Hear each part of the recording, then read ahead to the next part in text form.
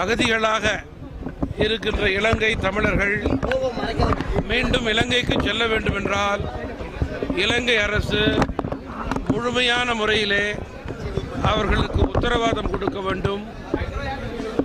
அங்கே போரினால் பாதிக்கப்பட்டிருக்கின்ற தமிழர்களுக்கு கேட்கின்ற சம உரிமையை இங்கே இருக்கின்றவர்களுக்கும் அவர்கள் கொடுக்க வேண்டும்.